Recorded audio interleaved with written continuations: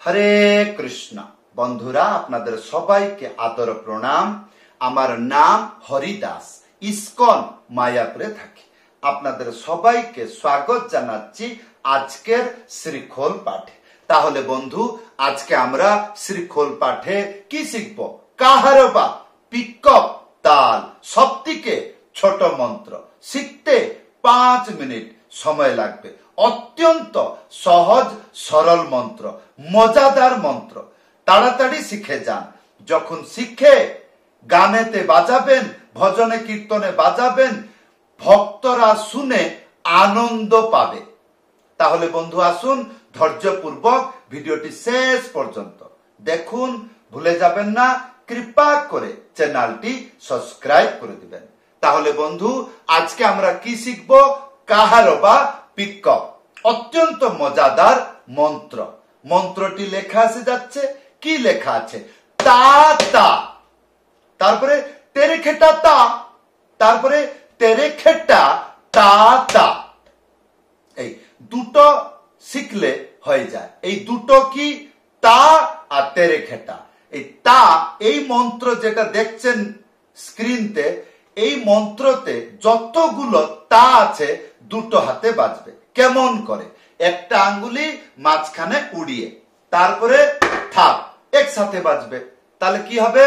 তা, একটা আঙ্গুলি মাঝখানে উড়িয়ে থাপ, একসাথে বাজাবেন। তা, ইয়ার পরে তেরেখেটা শিখবো। তেরেখেটা শিখে গেলে সম্পূর্ণ মন্ত্র বাজাইতে পারবে। তাহলে তেরেখেটা কেমন করে বাজাবেন? আশা দেখুন, 3টে আঙ্গুলি মাঝখানে চেপে, এইটা হবে তে। তারপরে একটা আঙ্গুলি মাঝখানে চেপে, এইটা হবে রে। তাহলে তে রে, চেপে বাজাবেন। তে রে, তারপরে খে, আর তারপরে 3টে আঙ্গুলি মাঝখানে চেপে টা। তাহলে তে রে খে টা হলো। তাহলে বন্ধু, ধ্যান পূর্বক দেখুন। কি দেখবেন? এই মন্ত্র বাড়িতে বসে কেমন করে প্র্যাকটিস করবেন দেখুন। তা তা, তেরে খেটা তা, তেরে খেটা তা তা। এইরকম। ইয়ার থেকে ধীর বাজাইতে পারেন। তা তা, তেরে খেটা তা, তেরে খেটা তা তা। তাহলে বন্ধু, ধ্যান পূর্বক শুনুন। কি শুনবেন? এই যে পিকপ, তাল শিক্ষা দিলাম, এইটা কোথায় ব্যবহার হয়? গান যখন কেউ গায়, প্রথম অবস্থায় ধীর গায়। তারপরে এই ধীর গাইতে গাইতে মধ্যম গতি এসে যায়, যেটা বাংলায় বলে ডবল। মধ্যম গতি এসে যায়, আর এই মধ্যম গতি থেকে দ্রুত গতি গানটি চলে যায়। তারপরে কীর্তন শেষ হয়ে যায়। তাহলে বন্ধু, যখন মধ্যম গতি গানটি চলে যাবে, সেইখান থেকে শুরু হবে এই পিকপ তাল ব্যবহার করবেন। এই পিকপ তাল বাজবে। আর এখন যদি প্রশ্ন থাকে, আর যে ধীর তালে যদি গান হয়, সেখানে কি বাজে? ত্যাহি। কি বললাম? ত্যাহি। ধীর সময় ত্যাহি বাজবে, মধ্যম দ্রুত গতিতে পিকপ তাল বাজানো হয়। তাহলে বন্ধু, এইবার ধ্যান পূর্বক শুনুন। যদি মধ্যম গতিতে গানটি থাকে, এই পিকপ তাল বাজালে শুনতে কেমন লাগে দেখুন। তা তা, তেরে তা, তেরে তা তা। কিরকম? তা তা, তেরে তা, তেরে তা তা। আর যদি দ্রুত গতি হয়, ইয়ার ডবল। তা তা, তেরে তা, তেরে তা তা, তা তা, তেরে তা, তেরে তা তা। তাহলে বন্ধু, এইবার আসুন, আমি নিজে হরিনাম গাইয়ে এই পিকপ তাল বাজিয়ে আপনাদেরকে দেখাচ্ছি। এই পিকপ তাল বাজাইতে গেলে আমাকে কোনো না কোনো একটি কাহারবা, ডবল তাল বা মধ্যম গতির কোন মন্ত্র বাজাইতে হবে। যেমন হরে কৃষ্ণ, হরে কৃষ্ণ, কৃষ্ণ কৃষ্ণ, হরে হরে, হরে রাম, হরে রাম, রাম রাম, হরে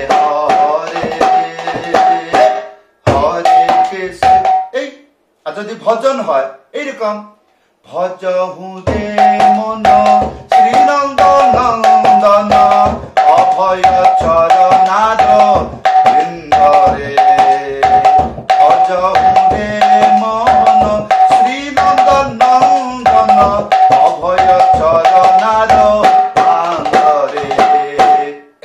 যেহেতু এটা একটু দ্রুত গতি চলে গেল, এইরকম ভাবে ব্যবহার করবেন। যেমন পিকআপ শেষ আবার ডবল তাল ধরবেন।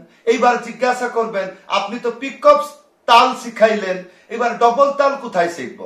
মন্ত্রটি লেখা আছে যাচ্ছে, এই মন্ত্রের সাথে এই পিকআপ তালটি ব্যবহার করুন। আর এই যে মন্ত্র আপনি দেখছেন, এইটা মধ্যম এবং দ্রুত গতি পর্যন্ত বাজাইতে পারবেন। তাহলে মন্ত্রটা কি? ধি না না তিকি ধানা, ধি,